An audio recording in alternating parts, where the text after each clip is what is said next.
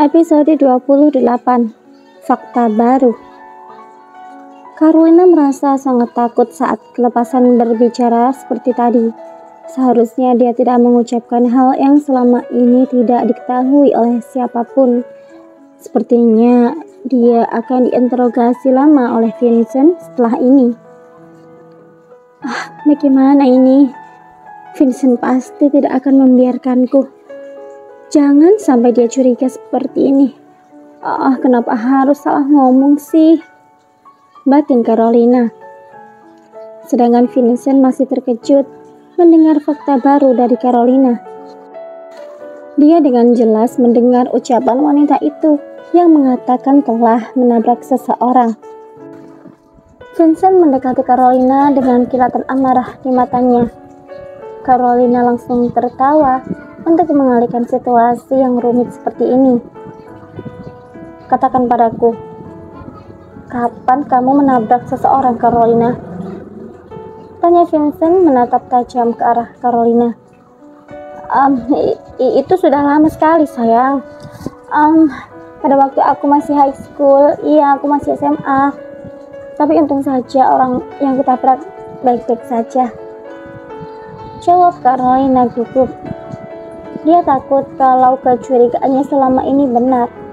Beberapa bulan yang lalu, sahabat baiknya yang bernama Sonia, sekaligus kekasih Vincent itu juga meninggal karena kecelakaan tabrak lari.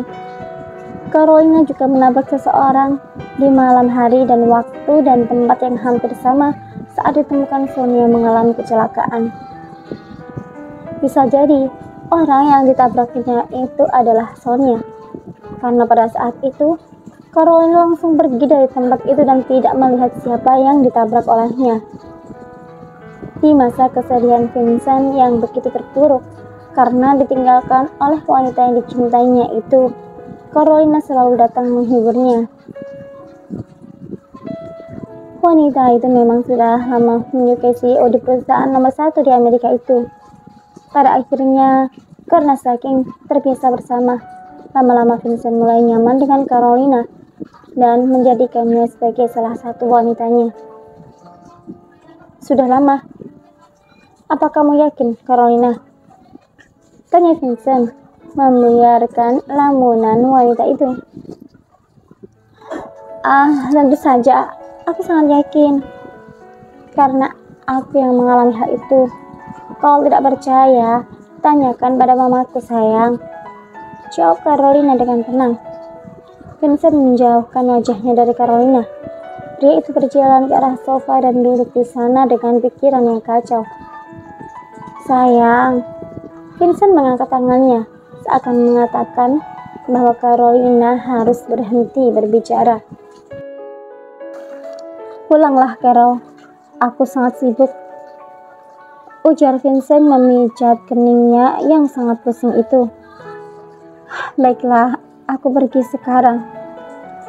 Carolina yang merasa takut langsung pergi dari tempat itu. James, apakah kau mendengar apa yang Carolina katakan tadi? Sepertinya kamu harus menyelidiki tentang wanita itu. Ucap Vincent menatap asistennya itu. Baik, Tuan. Aku akan segera mencari tahu tentang Nona Carolina.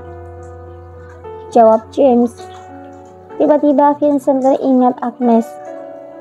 Entah kenapa pikirannya selalu saja memikirkan istrinya itu. Rasa bersalah itu terus menghantuinya. James, undur semua jadwalku. Aku akan pergi sebentar. Vincent bangkit dari duduknya dan berjalan keluar dari ruangannya. Kemudian Vincent melanjutkan mobilnya untuk pulang ke apartemen. Ada yang harus dia lakukan sekarang. Sedangkan di sisi lain, Agnes berencana akan tinggal di mansion papanya setelah ini. Dia sudah bertekad akan menceraikan Vincent dan kembali ke California. Bagi Agnes, pernikahannya adalah kepalsuan, penuh sandiwara dan kebohongan. Untung saja dia belum terlalu mencintai Vincent. Meskipun dia sempat takluk ke dalam pesona pria itu. Agnes sudah membereskan semua pakaiannya dan dimasukkan ke dalam koper. Dia pun keluar dari kamar yang ditempatinya belum lama ini. Vincent Judith, pria tidak tahu diri dan begitu bodoh. Kenapa bisa aku jatuh cinta kepadanya? Agnes, jangan lemah. Pria itu sama sekali tidak pernah mencintaimu. Semua yang dilakukannya hanya untuk balas dendam salah alamat. Aku berharap tidak akan pernah bertemu lagi dengan pria brengsek itu. Kerutu Agnes mengapalkan tangan dan meninju udara. Dia pun langsung membuka pintu apartemen dan akan keluar sambil membawa kopernya. Kamu mau kemana? Agnes begitu terkejut saat melihat Vincent ada di depan pintu. Minggir, aku akan pergi dari sini. Tidak ada gunanya lagi semua sudah kamu lakukan padaku, Vincent. Selamat, kamu telah berhasil menyakitiku. Jawab Agnes berusaha pergi dari tempat itu, tapi Vincent langsung menahannya. Vincent begitu marah saat Agnes memutuskan untuk pergi dari apartemennya. Dia tidak akan membiarkan itu terjadi. Kamu tidak boleh pergi, Agnes. Kamu harus tetap di sini, ujar Vincent menatap tajam istrinya itu.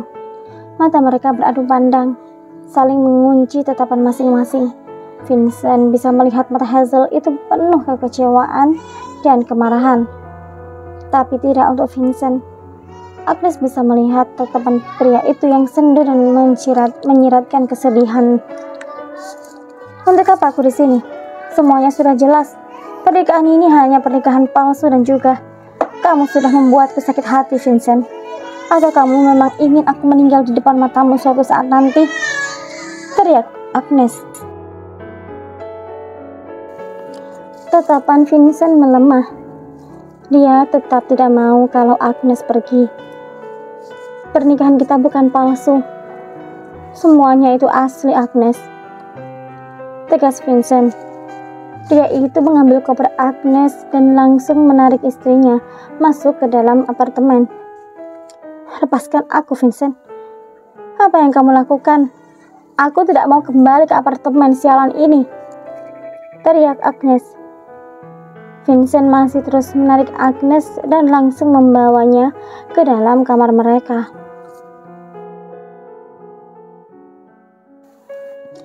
Kamu tidak boleh pergi kemana-mana, Agnes, tegas Vincent menaruh koper istrinya. Aku tidak akan pernah tinggal di apartemen sialan ini lagi. Aku tidak mengizinkanmu pergi. Tidak akan pernah. Vincent menatap tajam mata istrinya. Kenapa aku tidak boleh pergi? Apa kamu akan menyiksaku? Tidak cukupkah kamu menyakiti hatiku, Vincent? Teriak Agnes. Wanita itu mengamuk dengan menghancurkan semua barang-barang yang ada di sana. Vincent menatap sedih wanita di hadapannya ini. Sungguh dia sangat menyesal dengan apa yang telah dia lakukan. Bersambung.